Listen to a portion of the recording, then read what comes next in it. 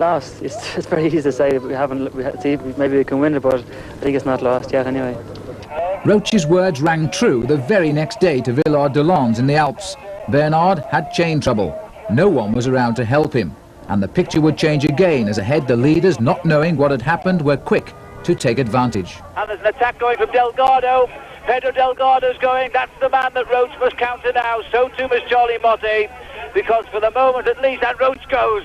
Roche immediately, the ever-watchful Stephen Roche, he really has got his sights on this Tour de France this year. Even Luis Herrera, the great Colombian climber there, is not finding the altering of the speed. He's having just lifted slowly to try and pick up those two. But on the attack now, Stephen Roche, Pedro Delgado. Roche is now only 28 seconds away from the leader's yellow jersey, with a lead of 2 minutes and 6 seconds over the yellow jersey group of Jean-Francois Bernard. It was enough, and while Delgado won the stage, Roche in second place remembered his words of only 24 hours earlier. This race was not over yet. Roche became the third Irishman in history to wear the golden tunic. The jersey's on my back for the moment, but it's already changed 7 times in this tour, so I hope it's finished. Now, what about tomorrow on Alpe d'Huez? It's going to be a terribly, terribly tough day, isn't it? Especially with Delgado so close. You know, he's really the danger man at the moment, and I haven't got a team for the mountains, so just have to hope that everything goes well. The slopes of Alpe d'Huez are unrelenting. Each one is numbered as it climbs. It seemed too that Roche had access to a crystal ball, because he was right to fear Delgado. But Delgado had other reasons to win. He retired here in tears a year ago on hearing of the death of his mother. His first yellow jersey was not just for him. Overall, he was only 25 seconds ahead of Roche, with Bernard over 2 minutes back. And the very next day, he was out to gain more time to Le Plan. The news that will excite him the most, if he knew it now, he's 1 minute and 50 seconds ahead of Stephen Roche's group. All those 2 minutes, the time he said in the papers this morning he needed to win the Tour de France. Just got some information through that Stephen Roche has now come down to 40 seconds behind this group.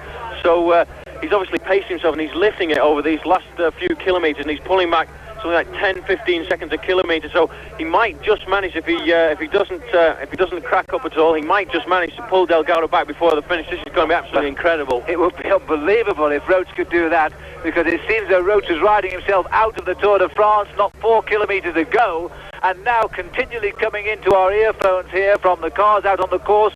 Roche is on a dramatic fight back.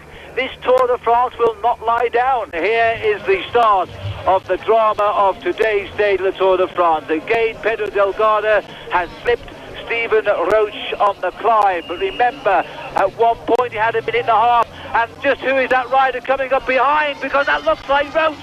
That looks like Stephen Roche. It's Stephen Roche who's come over the line. He almost caught Pedro Delgado. I don't believe it. What a finish by Stephen Roche. We never knew he was that close. Stephen Roche has risen to the occasion so well. He almost caught Pedro Delgado on the line. Stephen Roche worried us all by his extreme effort, but those last few miles of fight back had saved the race. I haven't lost anyway, so that's why otherwise I wouldn't have done the ride. I had to finish with Delgado, so you have to, sometimes you must push yourself over the limit. So yesterday I had to do it, so hopefully today will be a different story.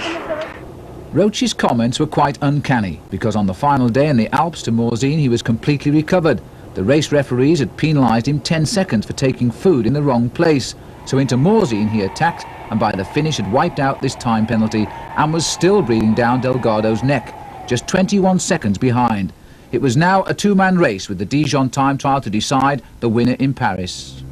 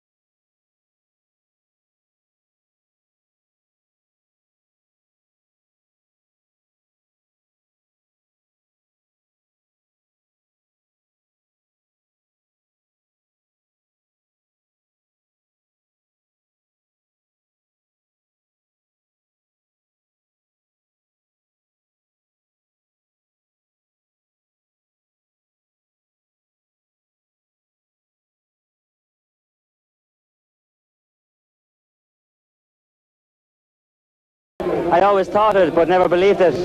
But now that I've actually crossed the finishing line in Paris, I suppose now I can believe I won the Tour de France. And like even by winning it, when you cross the line, it doesn't feel any different. But when you start hearing a national anthem being played and so many Irish people in France, it's very touching. So it's a great feeling. And it was an unbelievable dream come true for Stephen Roche, and I can assure you, if you spoke English and was on the Champs-Élysées that day, the atmosphere was too emotional for words. It was a marvellous occasion. Well, Pedro Delgado was the man who pushed Roche all the way, and in the end he finished 40 seconds behind him. And that's the second closest ever finish in the Tour de France. The Frenchman, Jean-Francois Bernard, we'll hear more of him, was in third place. Another Frenchman, Charlie Motte, was fourth. And Colombia too had their little slice of history, because they finished with fifth and sixth places with Luis Herrera and Parra. And of the others, Robert Miller, after finishing second to Roche in the Tour of Italy, was 19th in the Tour de France for Scotland. In 65th place from Dublin was Martin Early, and of the 9 ANC Halfords team who started, 4 of them reached Paris. Adrian Timmis was 70th, Malcolm Elliott 94th, Vyacheslav Palov was 103rd, and their French guest Guy Galopin was 133rd. Of the 207 men who started, 135 reached the finish. And if Stephen Roche had been surprised by the number of Irish voices on the Champs-Élysées, wait till the next day when he went home to Dublin, because there were almost 250,000 people standing on the road to cheer him home. Home was the word. The last 200 metres to his house took him over 4 hours. Yes, Stephen Roche, the paperboy, had come home a superstar. Well, our coverage of the Tour de France today wouldn't be complete, you know, without the mention of 2 rather special people, to us and to the organisation. And the organisation of the Tour de France always remember those who took part and those who distinguished themselves. 20 years ago, in 1967, the race claimed its only victim in the saddle. Tommy Simpson died a kilometre from the summit of Mont Ventoux. He'll always be remembered, not least by his wife Helen and his faithful teammate Vin Denson, who were both at Simpson's memorial stone, which lies on the Mont Ventoux mountain in the centre of Provence. And with us on that Tour de France, there was perhaps France's greatest ever sporting cyclist, Jacques Anquetil. Not as a rider this time, but as a television commentator. His words greatly respected. He won the Tour 5 times. He was the greatest time trialist the French and the world had ever known.